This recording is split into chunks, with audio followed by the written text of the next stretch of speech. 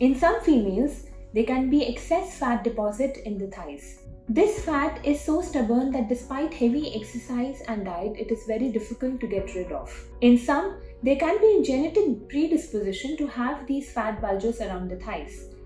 So what problems can this cause? This can make your body look disproportionate with the thinner upper body and a bulkier lower body. Not only that, it can also cause problems in finding the proper fitting clothes. Sometimes wearing tight fitting clothes can make you uncomfortable because of the fat bulges in your thighs.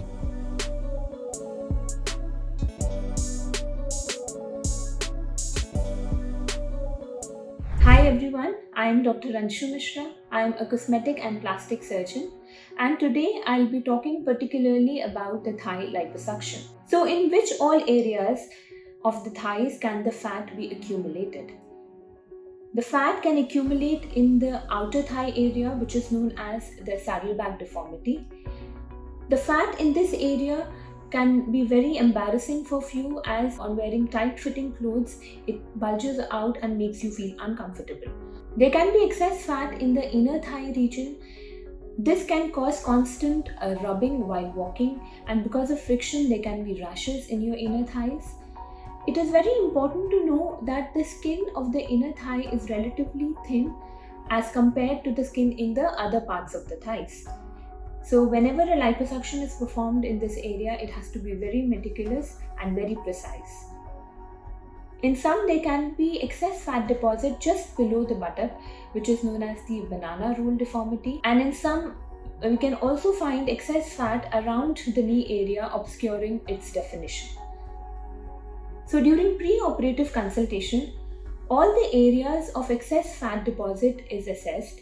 Not only that, the tone of the skin, the degree of skin redundancy is also examined so that a proper plan can be formulated.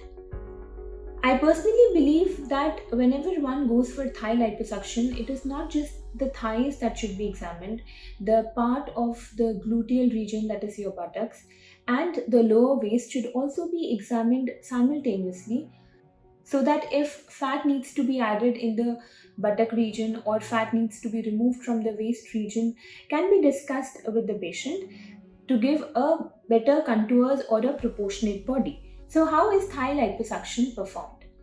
This procedure is done under general anesthesia.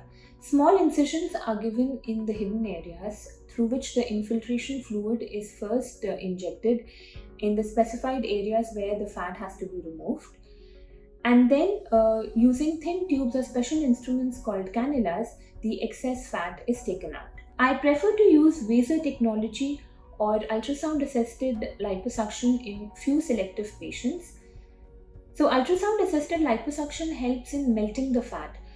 And in some cases, if there is a moderate amount of skin redundancy and one doesn't want to go for an excisional procedure, then using ultrasound-assisted liposuction can help in achieving a better skin tightening effect, as it helps in shrinking and better retraction of the skin. So during my consultation, I basically examine whether one requires ultrasound-assisted liposuction or the conventional manual liposuction. It is very important to understand that the aim of thigh liposuction is to give you a harmonious look. Unlike liposuction in other parts of the body where we remove a lot of fat, in thighs we have to be very careful while removing fat, as there are certain zones of adherence. So we need to be very selective and very precise. So these zones of adherence are basically the areas where the skin is adhered to the underlying structures. Doing aggressive liposuction in these areas can lead to contour irregularities and can also deform your thighs. To achieve good results, there are certain things that you should comply with post-operatively.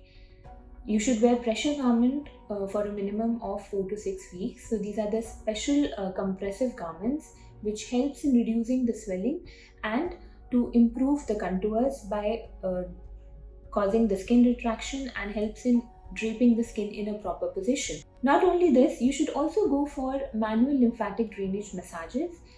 This basically helps in relieving the pain, reduces the swelling, and also prevents any lumpiness or bumpiness in the skin.